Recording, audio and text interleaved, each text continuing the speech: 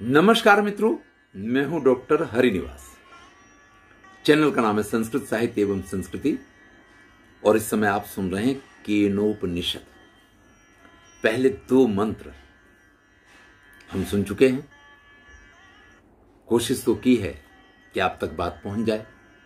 दूसरे मंत्र में यह कहा था कि जो श्रवण का भी श्रवण है, यानी कान की जो शक्ति है, आंख की जो शक्ति है, प्राणों को जो गतिमान रखता है, जो वाणी को बोलने योग्य बनाता है, या जो मन का भी मन है, उसको जो जान जाते हैं वो अमर हो जाते हैं। तो भैया उसको जाने कैसे? अगला प्रश्न ये बनता है। आपने जिसके लिए कहा कि जो मन का भी मन है, प्राणों का प्राण है, चक्षु का चक्षु है, श्रवण का श्रवण है, तो हम उसको कैसे जाने? क्योंकि जहां तक आज तक सुना है, क्या सुना है? न तत्र चक्षुर गच्छति न वाग गच्छति नो मनो न विद्मो न विजानीमो यथैतद अनुशिष्यात्। भाई गुरु शिष्य की परंपरा से, यानी जब भी हमारे गुरुओं के साथ हमारी बात हुई, उन्होंने यही कहा है कि उसको देखने के लिए वहां तक आपकी दृष्टि नहीं पहुंच सकती है। यानी आंखों से आप उसका साक्षात्कार नहीं कर सकते हैं। वो कभी भी आपको आंखों से दिखाई नहीं दे सकता है। वो दृष्टिगोचर हो ऐसा तत्व नहीं है। न वाग गच्छति, चलिए हम देख नहीं पाते हैं, लेकिन हमारे कोई गुरुजी हैं जो श्रेष्ठ हों, जिनको उसका ज्ञान हो गया हो, तो वो उसका वर्णन कर दे। कई बार ऐसा होता है कि कोई फिल्म हमने नहीं देखी हो, लेकिन कोई फिल्म देख के आया हो, उसने अगर उस फिल्म की स्टोरी बड़े अच्छे ढंग से हमें सुना दी हो, तो हमें बिल्कुल ऐसा साक्षात्कार जैसा हो जाता है जैसे हमने उस फिल्म को देख लिया। कई बार इस प्रकार के कमेंट हमारे महाभारत के वीडियो देखते देखते कुछ सुनने वाले करते हैं कि बिल्कुल ऐसा लगता है कि जैसे हम महाभारत की रणभूमि में खड़े हुए हैं और सब कुछ हमारे आसपास घटित हो रहा है। तो कोई ऐसा वर्णन हो, कोई ऐसी वाग्गम्य हो कि जिसके द्वारा इसको जान पाए, तो कह दिया न वाग गच्छति। नहीं नहीं नहीं, वाणी से उसका वर्णन भी संभव नहीं है। भैया आंख से देख नहीं सकते हैं, उसका वर्णन किया नहीं जा सकता है कि जिससे कि हम उसके बारे में जान जाएं। तो चलिए हम मन से उसकी कल्पना तो करें, हम मन से उसके बारे में विचार तो करें कि वो ऐसा होगा, ऐसा होगा, ऐसा होगा। भाई कन्या का विवाह नहीं होता है या वर का भी विवाह नहीं होता है, और जब वो विवाह योग्य हो जाते हैं तो किसी ऐसे पात्र की कल्पना तो करते हैं ना। एक कल्पना चित्र बनाते हैं कि जिससे मेरा विवाह होगा वो ऐसा होना चाहिए, ऐसा होना चाहिए, ऐसा होना चाहिए। तो हम कई बार अपने जीवन में कुछ चीजों को लेकर के जो कल्पना चित्र बनाते हैं, चलिए हम इस परब्रह्म परमात्मा को प्राप्त करने के लिए हम उस परब्रह्म परमात्मा का एक कल्पना चित्र बनाने की अपने मन से उसको हम समझने की कोशिश करते हैं। हम अपने मन से उसके ऊपर विचार करके और उसका एक चित्र बनाने की कोशिश करते हैं। तो कह दिया न मनो, भैया वो मन से भी कल्पनीय भी नहीं है। आप मन से उसकी कल्पना भी नहीं कर सकते हैं। न विद्मो, आप कहें चलिए आंख से देख नहीं सकते हैं, कोई उसका वर्णन कर नहीं सकता है, मन से उसकी कल्पना नहीं की जा सकती है, पर वो ज्ञान के द्वारा, तो देखिए संसार का कोई तत्व ऐसा नहीं है जिसको हम ज्ञान के द्वारा न जान पाए। करत करत अभ्यास के जड़मती होत सुजान, रसरी आवत जात है पत्थर पड़त निशान। अरे भैया अगर हम अभ्यास करें, हम कोशिश करें, तो पत्थर पे वो सन की रस्सी चलती है ना, तो भी पत्थर में भी गड्ढा पड़ जाता है। तो हम अतिशय रगड़ करे जो कोई अनल प्रगट चंदन से होई। अगर कोई व्यक्ति बहुत मेहनत करता है, बहुत प्रयत्न करता है, तो चंदन जो शीतल होता है उसमें से भी आग उत्पन्न हो सकती है। मैं इसी निष्ठा के साथ, मैं इसी भक्ति के साथ, मैं इसी संपूर्ण उसके साथ उसकी ज्ञान के द्वारा उसको प्राप्त करने की कोशिश करूं। कह दिया न विद्मो, ज्ञान से भी उसको नहीं जाना जा सकता है। ना भी जानी, आज तक कोई उसको नहीं जान पाया है। ये हमेशा हमने अपने गुरुओं के पास से सुना है। भाई आपके किसी गुरु ने अगर ये कह दिया है कि उन्होंने भगवान के दर्शन किए हुए हैं, अगर वो कहते हैं कि वो ब्रह्म को जानते हैं, तो हमारा केनोपनिषद तो ये कह रहा है कि आज तक न आंख से इनको देखा जा सका, न वाणी से इनका वर्णन संभव हो सका, न मन से इनका कल्पना चित्र बनाया जा सकता है, न ज्ञान के द्वारा इनको समझा जा सकता है। आज तक किसी ने इनको देखा, समझा, जाना कुछ नहीं। तो भैया आप कह रहे हैं कि उसको जान जाओ तो अमर हो जाओगे, दूसरी तरफ आप कह रहे हैं कि जानने का कोई रास्ता ही नहीं है। तो जिसके जानने का रास्ता नहीं, फिर उसकी चर्चा काहे के लिए करने बैठ गए आप? भाई ये पूरा केनोपनिषद किस लिए है, या ये कहिए कि सारे उपनिषद ग्रंथ किस लिए हैं? लेकिन अगर हम केनोपनिषद की ही बात करें तो ब्रह्म की ज्ञान के लिए तो ये उपनिषद लिखा गया। तो फिर जब कोई माध्यम ही नहीं है जानने का, तो चर्चा करने बैठे क्यों? देखिए हमारे यहां जो न्याय का सिद्धांत है उसमें एक अभाव नाम का प्रमाण आता है। अभाव नाम का एक प्रमाण आता है, और उस प्रमाण को अगर आपको सिद्ध करना है तो वस्तु के भाव का न होना अभाव है। तो आप कहेंगे कि ये कोना है और इस कोने में पहले घड़ा रख दीजिए, तो आप कहेंगे देखो घड़ा है तो इस कोने में घड़ा रखा, तो ये घड़ा है, यानी घड़े का भाव वहां स्थित हो गया। अब आप घड़े को हटा दीजिए, फिर आप कहिए कि देखिए अब यहां घड़े का अभाव है। तो घटा भाव यानी घट की अनुपस्थिति, घट का अभाव सिद्ध करने के लिए आपको पहले घट का भाव वहां समझाना पड़ता है। जो लोग कहते हैं कि वो नास्तिक हैं, मैं उनसे ये कहता हूं कि नास्तिक बनने के लिए पहले आपको आस्तिक तो बनना पड़ेगा। आप ईश्वर की सत्ता को मानेंगे तभी उसका अस्वीकार कर सकते हैं। अगर आप ईश्वर की सत्ता को मानते ही नहीं है तो आपको ये कहने की आवश्यकता कहां है कि आप नास्तिक हैं। चलिए किस प्रकार से यहां पे ब्रह्म तत्व का आपको ज्ञान दिया जा रहा है, हम उस यात्रा पे आगे चलते हैं। तीसरा मंत्र है अन्य देव तद विदितात अथो अविदिताद अधि इति शुश्रूम पूर्वेशाम ये नास्ति यद्य अचक्षिरे। मैंने कहा कि जब उसको हम आंख से देख नहीं सकते हैं, जब हम वाणी के द्वारा उसका वर्णन नहीं कर सकते हैं, जब हम मन से उसकी कल्पना नहीं कर सकते हैं, जब ज्ञान के द्वारा हम उसको समझ नहीं सकते हैं, आज तक किसी ने उसको जाना नहीं है, तो फिर उसकी चर्चा क्यों? तो कहते हैं कि जो जाना गया या जो नहीं जाना गया ये इससे ऊपर है।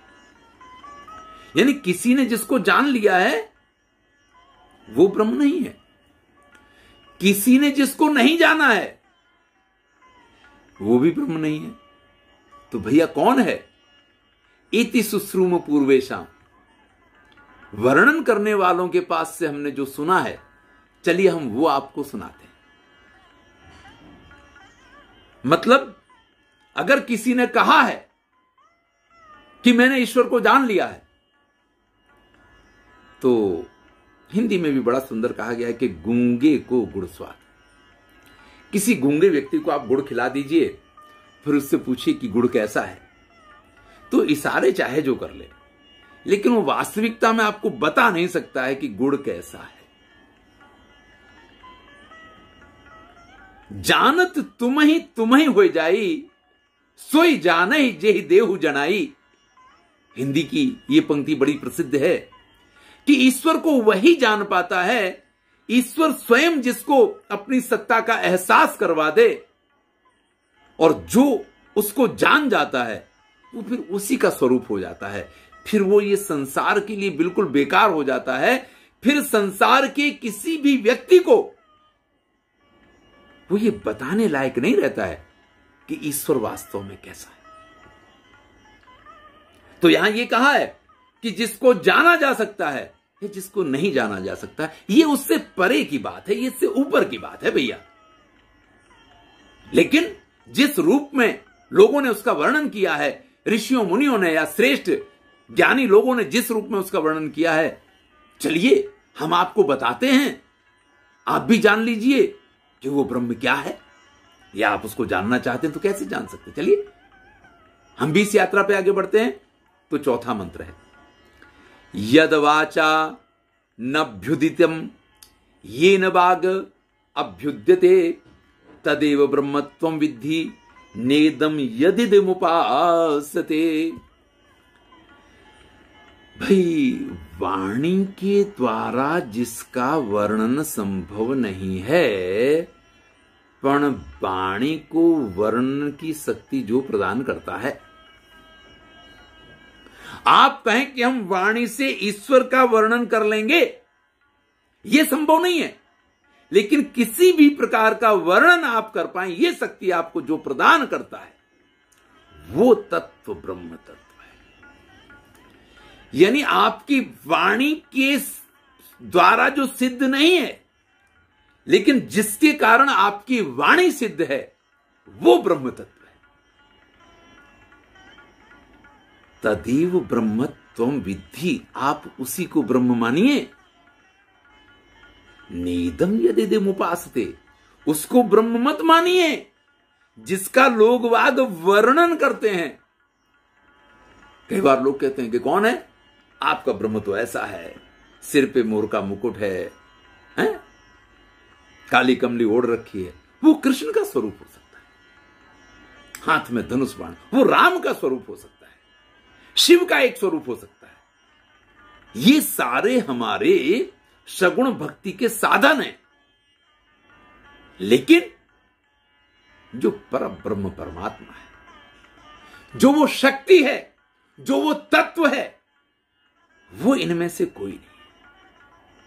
उनका एक अंश कहीं इनके अंदर है, जिसकी वजह से इन्होंने अपने जीवन में ऐसे ऐसे कार्य किए हैं कि आज हम उनकी पूजा कर रहे हैं। ऐसा ही कोई गुरु मिल जाता हमको, उस गुरु के अंदर भी उसका एक ऐसा दिव्य अंश आ जाता है कि जिस अंश की वजह से वो गुरु सर्वत्र पूजा जाता है, ज्ञान का भंडार लोग उसको मानने लग जाते हैं। तो वाणी के द्वारा जिसका वर्णन किया जा सके, वाणी के द्वारा जो सिद्ध है, वो ब्रह्म नहीं है, पर आपकी वाणी जिसके कारण सिद्ध है, वो ब्रह्म है। आप संसार में जिसका वर्णन लोगों के द्वारा देखते हैं कि वो ऐसा है, ऐसा है, ऐसा है, ऐसा है, वो ब्रह्म नहीं है। नेदम यदिदमुपासते, आप इस प्रकार से वर्णन के द्वारा जिसकी कल्पना कर सकें, या वर्णन के द्वारा जिसको समझ सकें, या वर्णन के द्वारा जिसके बारे में कुछ जान सकें, वो ब्रह्म नहीं है। चलिए अगला मंत्र देखते हैं। यन मनसा न मनुते येनाहुर मनोमतम तदेव ब्रह्मत्वं विद्धि नेदम यदिदमुपासते। भैया, मन के द्वारा जिसका मनन नहीं किया जा सकता है, लेकिन आपके मन को प्रेषित करने की शक्ति जो रखता है, मन जिसका मनन नहीं कर सकता है, लेकिन आपके मन को मनन करने की शक्ति वही प्रदान करता है, वो ब्रह्म है। यानी आप अपने मन से जिसका मनन कर सकते हैं, वो ब्रह्म नहीं है, लेकिन आपके मन को मनन करने की शक्ति जो प्रदान करता है, वो ब्रह्म है। अब कोई आपसे कहे कि आंखें बंद कीजिए, ध्यान कीजिए, आंख बंद करके आपके सामने आपका ईश्वर, आपका ब्रह्म, आपका परमात्मा दिखाई देना चाहिए।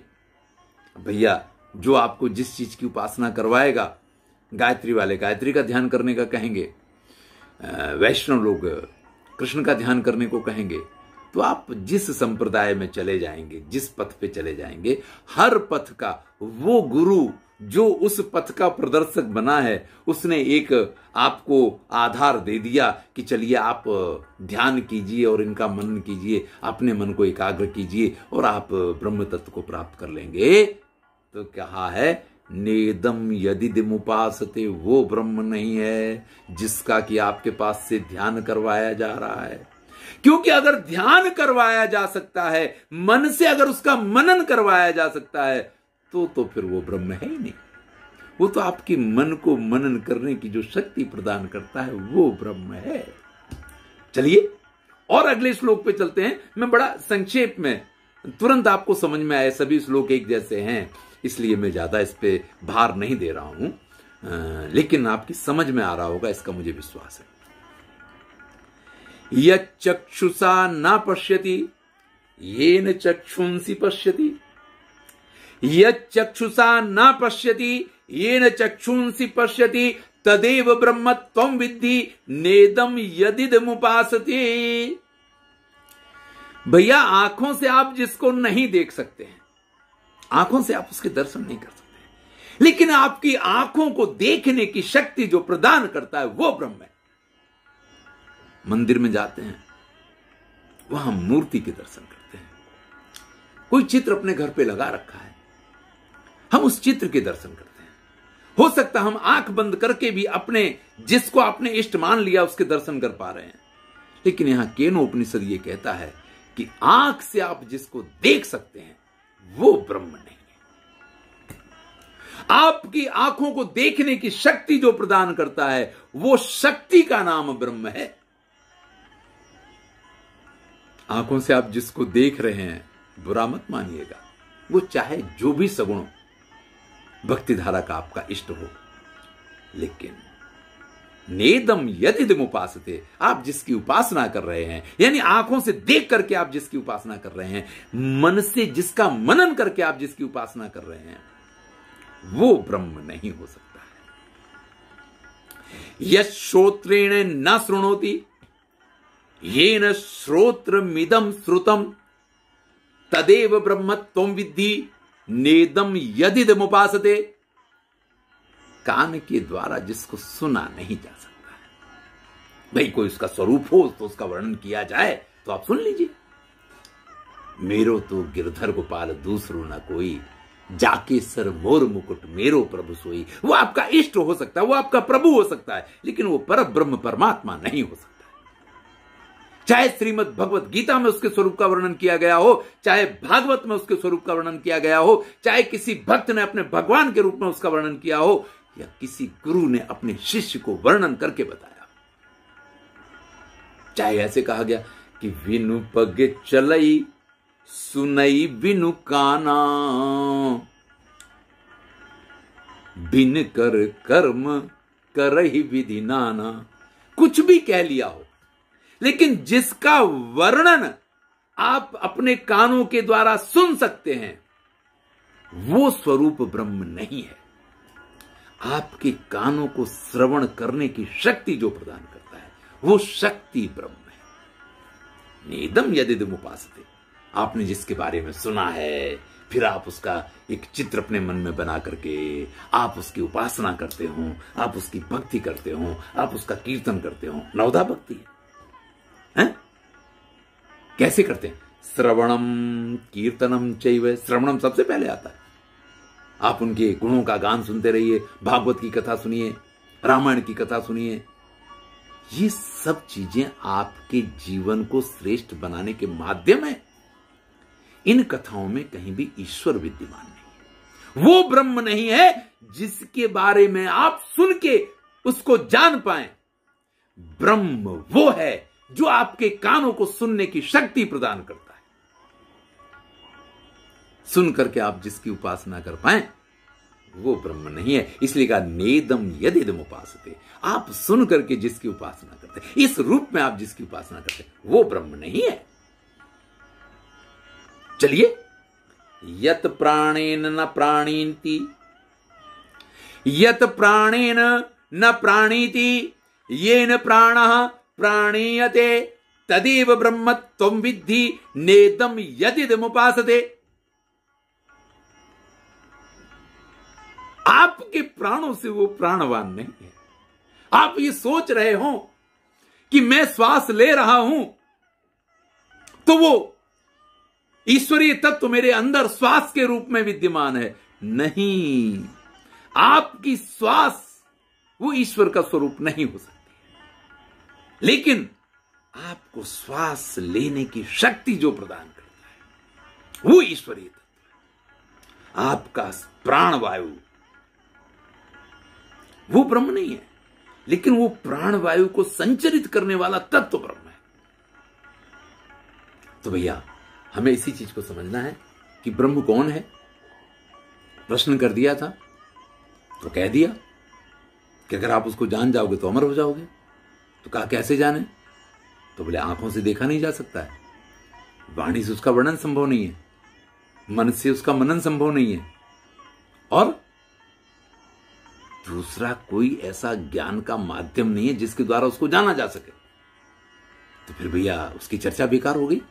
नहीं, चर्चा तो करेंगे, क्योंकि लोगों ने कहा है। तो क्या कहा है कि मन को मनन करने की शक्ति दे, प्राणों को चलने की शक्ति दे, कानों को श्रवण की शक्ति दे, आंखों को देखने की शक्ति जो दे, वो ब्रह्म है। नहीं कि इनके द्वारा जो जाना जा सके वो ब्रह्म है। तो ये प्रथम खंड का सार है। धन्यवाद। अगर आपको ये वीडियो अच्छे लगते हैं तो इस पे कमेंट अवश्य कीजिएगा। अन्य उपनिषदों के ऊपर वीडियो बनाने के लिए ये मेरे लिए प्रेरणा स्रोत होगा। अगर आप कमेंट नहीं करते हैं तो मैं ये मान लूंगा कि उपनिषद की वीडियो सुनना आपकी इच्छा नहीं है, तो मुझे विषयांतर करना पड़ेगा। केन उपनिषद तो पूरा करूंगा, क्योंकि जिसको शुरू करता हूं उसको तो एक मंजिल तक। इसके 4 खंड हैं, प्रथम खंड यहां करके पूरा हुआ है, द्वितीय खंड आप अगले वीडियो में सुन पाएंगे। इसके 4 खंड पूरे करूंगा। लेकिन उसके बाद अगर आपको उपनिषद सुनने हैं, अगर आपको ये सुनना अच्छा लगता है तो कमेंट अवश्य कीजिएगा। तो इसको मेरी ऐसी इच्छा है कि जो 10 उपनिषद हैं मुख्य, ये तीसरा चल रहा है, तो वो पूरे करें। जो मुख्य 10 उपनिषद हैं, या 9 उपनिषद गीता प्रेस गोरखपुर ने प्रकाशित किए हैं, उन 9 उपनिषद को पूरा करें। आप ये भी कर सकते हैं कि गीता प्रेस गोरखपुर की बड़ी ही सस्ती पुस्तक है, 9 उपनिषद उसमें हैं, आप उसको ले लीजिए। क्योंकि मेरी कुछ अपनी परेशानियां हैं कि मैं खुद ही एडिट करता हूं, खुद ही सब कुछ करता हूं, तो मैं आपके सम्मुख यहाँ मंत्र नहीं दिखा पाता हूं। और संभवतः आपके मन में ऐसा आए कि नहीं, मुझे तो उसको देखना भी है, तो बड़ी सस्ती पुस्तक है, उसको ले लीजिए। और उसी के आधार पे मैं ये आपको सब करवा रहा हूं, तो आप उसका आनंद और अच्छे ढंग से ले सकते हैं। कोशिश ये करूंगा कि डिस्क्रिप्शन में आपको वो पूरा उसका PDF मिल जाए, लेकिन वो भी मुझे नहीं आता है। मैं टेक्निकली इतना साउंड व्यक्ति नहीं हूँ। ऊपर वाले ने जो दिया है वो तो आपको पता है, लेकिन जो नहीं दिया है वो एक समस्या है। तो इसके लिए आपको थोड़ा सफर करना पड़ता है। धन्यवाद। आनंद लीजिए। अच्छा लगे तो मित्रों के साथ जरा शेयर कीजिए। मैं हूं डॉक्टर हरिनिवास।